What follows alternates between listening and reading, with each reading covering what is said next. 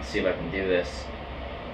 And it's extremely satisfying because, like, at the end of every day, you know you got yourself from A to B, like under your own power.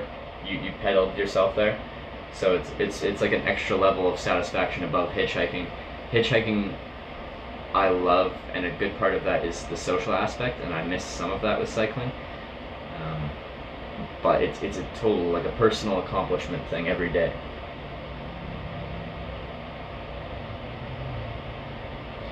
Did you do any endurance sports growing up?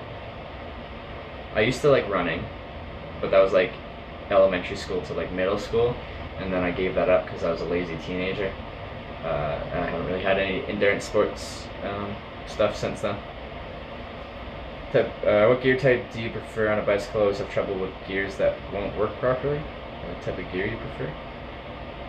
Like, when you like gearing on the bicycle, or gear like bags and camping equipment and all that stuff? Like, on the camping side of things, I've really kind of dialed in my camping setup over years and years of hitchhiking. I kind of find what works for me. It's just one-man tent, this inflatable sleeping pad. I've dialed that in. The cycling stuff, though, I'm still learning. There's nothing that I brought that I have right now that I'm like, oh, that's useless, I don't think. Gear on a cycle.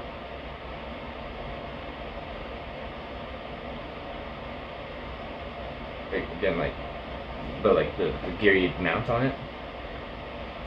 Anyway, do you feel that many people in this day and age actually pick up hitchhikers? Well, like, I've been picked up over about 1,900 times in my life. Things were different in the 70s, 80s, when many more people would actually pick up hitchhikers. Like I hitchhike for a living, and I had done that for 4 years previous. I've done it in like 42 countries and been picked up about 1,900 times. People pick up hitchhikers, and I usually don't have to wait very long. Sometimes I do, but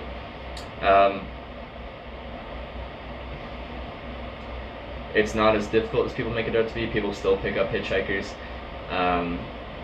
But there's a shallow side to hitchhiking, and I do think how long you wait on average is going to have a direct correlation on how you present yourself.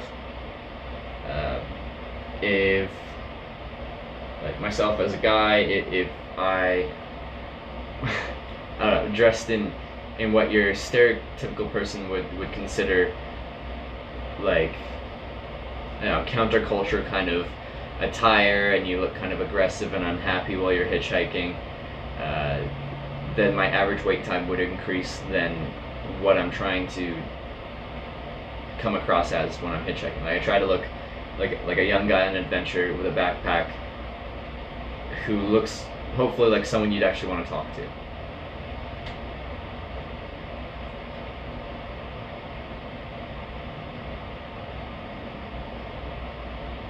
Living vicariously through you, Trevor. I've always wanted to do this trip, now I get to enjoy it through your eyes. Well, it really does feel like when I'm streaming that I'm traveling with like a group of people. Like, looking around, it ends up being just me, but like the actual feel of it feels like I'm traveling with a bunch of people.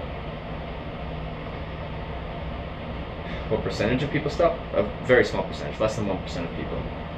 But when you're on a busy road, like, let's say if it's 1% of people, that's 1 in 100 cars, and 100 cars would pass by in a couple minutes. But we don't count cars, so we don't give a percentage of people thing, we count time. And my average wait time is, what, 20-something minutes? Which in hitchhiking terms is not very much. Make, model of bike, it's 2019 Kona Sutra, and I love it. Any worries about safety, someone hurting you with the wrong intentions? When I started, yes. The more I do it now. Everything you do in life has risks, so of course it's risks, but I don't think they're as big as people make them out to be. With that said, I don't actively promote hitchhiking. I'm not telling people to go hitchhiking. It's not the purpose of my stream. It's just I enjoy hitchhiking, and I enjoy sharing that passion that I have for it with anyone that's interested. Did you pick up hitchhikers before? Yes, but only a few, because you don't find that many hitchhikers.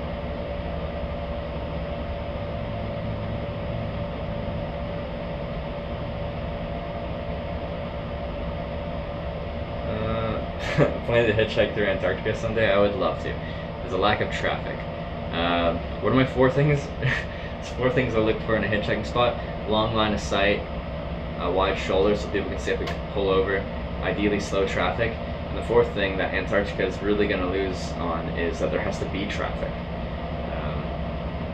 I don't think any cars are going to be going that fast in Antarctica. I think they have all the room in the world to pull over. That's not going to be a problem.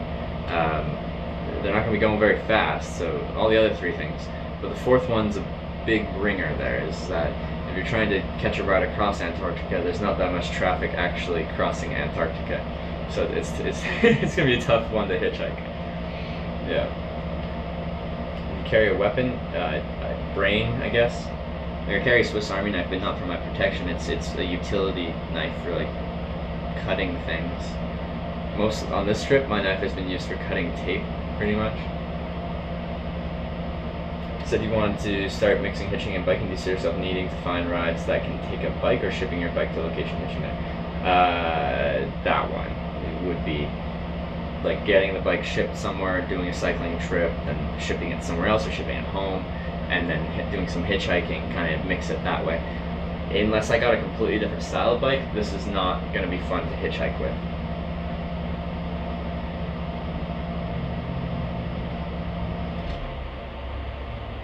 See you tomorrow, Trevor, and chat off to buy my son a birthday present. Very exciting. Take care and safe travels. Have a blast with you and chat. Yeah, Sam, dude, thanks again. That was a grand old time. You spoiled me with food, place to stay, backyard to sleep in.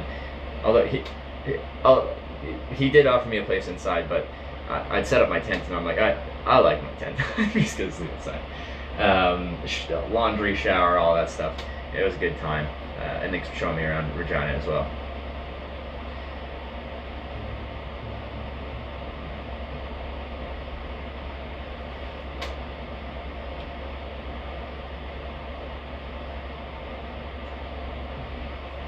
I have a plan. Have you ever had to bail being in a dangerous situation? So I've turned down rides because someone comes across in a way that I don't think is like how they come across is not someone I want to hitchhike with. And it's pretty much just like, thanks for stopping, I'll wait for the next one, have a nice day. If I did get into a car and the situation changes, I think the key in that situation is to not go to a secondary location.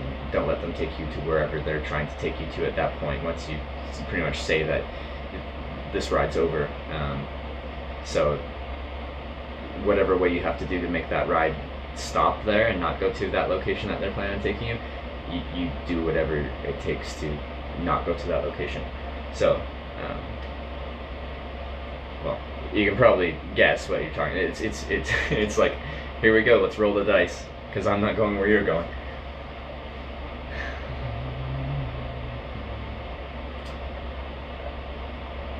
You should buy a Brompton. You can travel around the world with it, get on trains with it, without any extra cost, and put in overhead compartments on planes. Brompton. Alright, I'll have to look at that.